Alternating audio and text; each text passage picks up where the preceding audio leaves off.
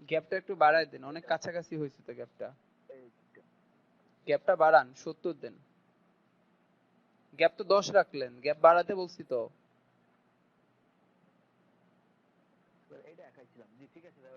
না, আপনার গ্যাপটা বাড়ান, আপনি গ্যাপটা বাড়ান। প্লেন 1 এ এডিট স্কেচে যান, বা প্লেন 2 তে যে কোনো একটা যে স্কেচে যে আপনি হচ্ছে এদের ডিসটেন্সটা বাড়ায় দেন। প্লেন 2 তে যান, স্কেচ থেকে আগে বের হন, স্কেচ থেকে আগে বের হন। এবার হচ্ছে প্লেন 2 তে এডিট ফিচারে যান। এবার হচ্ছে এখানে ডিসটেন্সটা বাড়ায় দিন, 70 করেন, 70।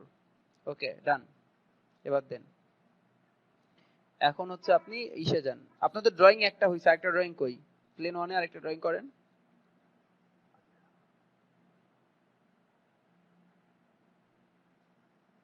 ওকে, এবার এই দুইটাকে সিলেক্ট করেন, করলে এরকম অপশন আসবে। মাসুদ রানা, আপনার হইছে এটা? মাসুদ রানা আপনি আছেন? সঞ্জিনা আপনার হইছে? জি ভাইয়া হয়েছে। রিফাত? তাও তো আসে না ভাই আমারটা। কেন আসবে না? আপনি সুইপ না লফটে সিলেক্ট করেন, লফটে।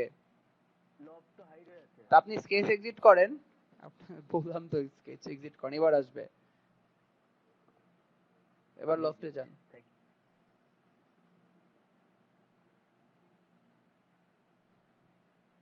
নিচেটা সিলেক্ট হয় না, আনসিলেক্ট হয়ে গেছে। হ্যাঁ, এই যে এখানে থাকেন। ওকে, এবার সবাই একটু আমার স্ক্রিনে দেখেন। আপনারা বাকিরা যারা অন করছেন একটু অফ করে দেন স্ক্রিনটা। এবার দেখেন, এইটা যখন আসছে আমাদের এখানে একটা লাইন আসছে, লাইনের দুইটা প্রান্তে দুইটা সবুজ ডট আছে, খেয়াল করছি সবাই?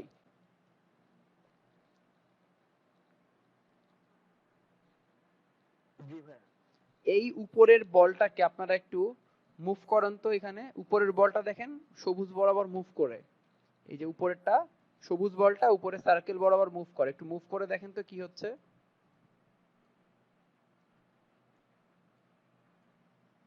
দেখছেন সবাই কি হচ্ছে? এরকম টুইস্ট হচ্ছে না, একটা মোচড় খাচ্ছে না? কেউ কি বলতে পারবেন এই রকম মোচড় কোন জিনিসে আপনারা দেখছেন? সেম টাইপের মোচড় আমাদের ডেইলি লাইফে আমরা এক্স্যাক্টলি আমরা যে মোড়াটা ব্যবহার করি, মোড়াগুলো তো দেখতে এরকম হয়। কেউ কি কখনো দেখছেন মোড়ার যে স্টিক গুলা, এগুলা কি এরকম বাঁকানো হয় নাকি স্ট্রেট লাইনের স্টিক হয়? বাঁকানো হয়। না না না, মোড়ার যে স্টিক গুলা থাকে এরকম স্ট্রেট থাকে, এবং এটার থিওরি হচ্ছে এরকম। দেখেন এখানে একটা স্ট্রেট লাইন আছে না, ঠিক এইভাবে প্যারালালি অনেকগুলা স্ট্রেট লাইন এরকম ঘুরায় যখন দেয়া হয়, এটা এরকম মোচড় খাওয়ার লাগে দেখতে। বুঝতে পারছেন? এখন আপনারা যারা এখনো বুঝেন নাই, 3D তে একটু রোটেট করেন, রোটেট করলে বুঝতে পারবেন। এই যে লাইনটা, এই লাইনটা কিন্তু এই সারফেস বরাবরই আছে, এই মোচরের উপরেই কিন্তু আছে, এই লাইনটা মোচরের সারফেসের উপরেই কিন্তু আছে, বাট এটা কিন্তু স্টিল একটা স্ট্রেট লাইন, তাই না? সেই রকম অসংখ্য স্ট্রেট লাইন, অসংখ্য যে স্ট্রিক, এইগুলা মিলে হচ্ছে একটা মোড়া তৈরি করে। বুঝছেন সবাই? সো এইটাকে দিলে আপনারা দেখবেন জিনিসটা হচ্ছে ঘুরতেছে, সেম সেম ওয়েতে হচ্ছে নিচেরটা আপনারা এরকম ঘুরাইতে পারবেন। ওকে, এরপর আরো কিছু জিনিস আছে, আপনারা সোজা অবস্থায় রাখি এরকম, একদম সোজাসুজি রাখেন আনুমানিক। এবার আপনারা একটু নিচে আসেন, নিচে নিচে না উপরেই স্টার্ট এন্ড কনস্ট্রেইন্ট, দেখেন এটা ড্রপ ডাউন করেন, start constraint end end constraint এই অপশনটা আছে, দেখছেন সবাই? জি। এখন এখানে দেখেন দুইটা অপশন আছে, একটা আছে ডিরেকশন ভেক্টর, একটা আছে normal to profile. Normal to profile then তো স্টার্টে। নরমাল টু প্রোফাইল যখন আপনি দিবেন তখন যেটা হয় যে আমাদের নিচের প্রোফাইল বা উপরের প্রোফাইলটা তো দেখতে এরকম, এবং আমাদের জিনিসটা কি হয়েছে অনেকটা এইভাবে উঠছে না, এইভাবে উঠে কি করছে যে এরকম একটা প্রোফাইলে গেছে। এখন আপনি যখন নরমাল টু প্রোফাইল দিবেন তখন কি হবে, নিচের এটা সাপোজ স্টার্ট, এই স্টার্টের সাথে আপনি যখন নরমাল দিবেন, এইখানে যে কার্ভটা এটা এইভাবে যাবে না, এটা একদম 90 ডিগ্রি পারপেন্ডিকুলার বের হবে, পারপেন্ডিকুলার বের হয়ে তারপর মোচরটা ঘুরবে। বুঝাইতে পারছি? নরমাল আমরা যদি ফিগারে দেখি, এইখানে কি হয়েছে, একদম ইনিশিয়ালি একদম স্টার্টে এটা 90 ডিগ্রিতে বের হয়েছে, তারপর আস্তে আস্তে কার্ভ হয়েছে। তো এটাকে আমরা যদি নরমাল টু প্রোফাইলে নাম দেই, আপনারা দেখেন এটা কিন্তু এরকম কার্ভই চলে আসছে। আর যখনই আমি এখানে নরমাল দিছি, কি হয়েছে এখানে এই উপরের স্টার্ট প্রোফাইলের সাথে এটা 90 ডিগ্রিতে চলে আসছে না? বোঝা গেছে?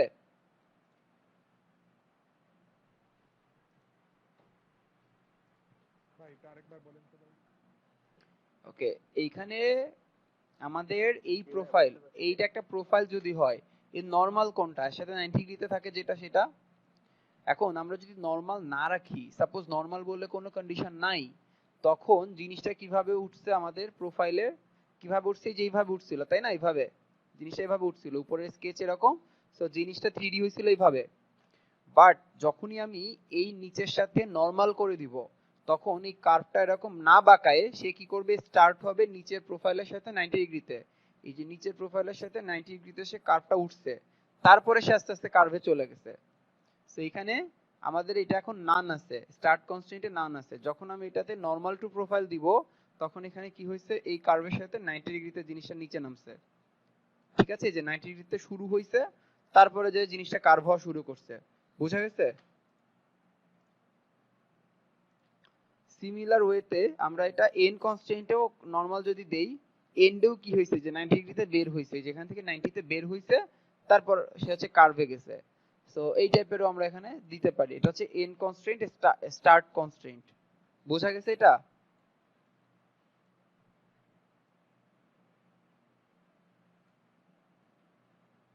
এটা কি পারা যাবে? ওকে, এবার এখানে একটা ঝামেলা আছে, ঝামেলা না মানে এখানে একটা জিনিস আমরা ফেস করি, সেটা হচ্ছে আমরা যদি সাইড থেকে দেখি, এখানে তো জিনিসটা এইভাবে একটা কার্ভ বরাবর নামছে, এই কার্ভটা কি আমরা কন্ট্রোল করতে পারছি কোনোভাবে? মানে এইটা হচ্ছে 90 ডিগ্রিতে নামছে, এটা 90 তে নামছে, দেন নিজেদের মতো একটা কার্ভ বরাবর আসছে। হোয়াট ইফ যে আমরা চাইতাম এটা এইভাবে না, এটা এরকম আঁকা বাঁকা পথে আসবে? তো এইরকম আমরা করতে পারি। তার জন্য সবাই যেটা করেন, এইটাকে ডিলিট করে দেন, লফটাকে সবাই ডিলিট করেন। এখন আমাদের এখানে দুইটা স্কেচ আছে। আমরা এবার যেটা করব, আমরা যে কোনো রাইট প্লেন মানে এইটাকে ক্রস করে এমন কোন একটা প্লেনে স্কেচ নিব। স্কেচ নেওয়ার পরে আমাদের উপরের স্কেচটা হচ্ছে এখানে, নিচের স্কেচটা এখানে। আমরা যেটা করব, একটা স্প্লাইন নেব। স্প্লাইন নেওয়ার পরে আমাদের উপরের স্কেচের কর্নার পয়েন্ট হচ্ছে যেটা, এই যেটা, এই কর্নার পয়েন্ট থেকে, ঠিক আছে, আমরা নিচের স্কেচের কর্নার পয়েন্ট পর্যন্ত একটা স্প্লাইন আঁকলাম। আঁকার পরে আমরা এটাকে একটু নিজেদের ইচ্ছা মতো কার্ভ বানাইলাম। ওকে, এই যে এরকম একটা কার্ভ করলাম, এক্সিট স্কেচ দিলাম। সো এখন আমাদের এখানে তিনটা স্কেচ আছে। এবার আমরা লফটে যাব, প্রোফাইল যে সেকশন, প্রোফাইলে আমরা এইটাকে সিলেক্ট করব আর এইটাকে সিলেক্ট করব। ওকে, এটা কিন্তু অটোমেটিক নিয়ে নিছে গাইডে, এই যে গাইড কার্ভের মধ্যে এটা চলে আসছে। সেখানে 3 নাম্বার যে অপশন, এটা হচ্ছে গাইড কার্ভ। সো গাইড কার্ভে আমরা কি করব, এই কার্ভটাকে যখনই সিলেক্ট করে দিব, জিনিসটা কিন্তু এই যে এই বরাবর লফট হইছে। এখন সবাইকে বুঝতে পারছি ব্যাপারটা? এখন এখানে একটা ইস্যু আছে, আমরা তো চাইছি চারপাশ থেকে সুষমভাবে জিনিসটা কার্ভ করবে, বাট এখানে কিন্তু চারপাশ থেকে হয় নাই, এক পাশে হইছে, বাকি চারপাশে কি হইছে, স্ক্যাটার্ড হইছে। তো এটা ঠিক করব আমরা কিভাবে? আমরা সিম্পলি এইখানে একটা মিরর করে ফেলবো এটাকে। আমরা এখানে মাঝখানে একটা স্কেচ নিয়ে আমরা এটাকে সাপোজ মিরর করে দিলাম।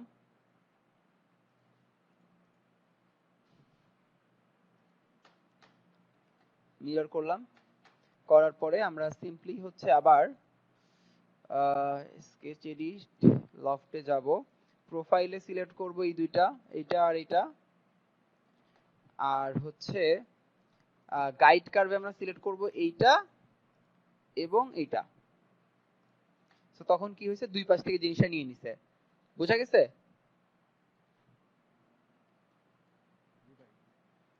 ওকে, সো এইখানে কিন্তু এখন একটা ইস্যু আছে, এটা কিন্তু দুই পাশ থেকে চ্যাপটা খাইছে, বাট আমরা যদি অন্য দুই পাশ থেকে দেখি, এটা কিন্তু এখনো চ্যাপটা খাই নাই।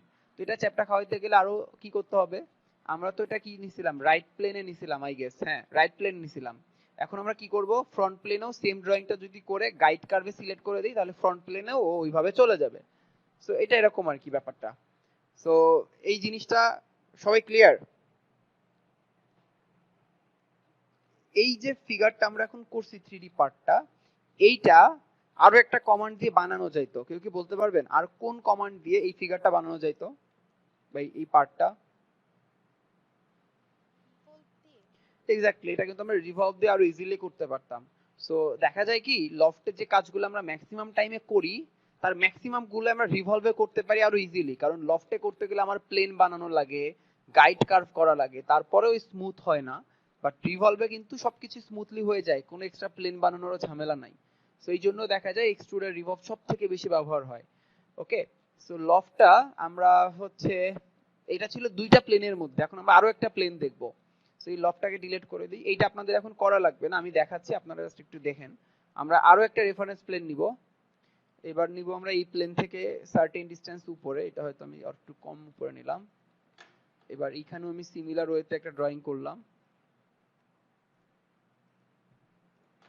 এবার সিমিলার ওয়েতে আমরা আবার হচ্ছে লফটে গেলাম, যাওয়ার পরে আমরা সিরিয়ালি প্রথমে এইটা, তারপরে এইটা, তারপরে এটা, তো সিরিয়ালি আমরা সিলেক্ট করে দিলাম। গাইড কার্ভে আমরা এইটাকে সিলেক্ট করলাম।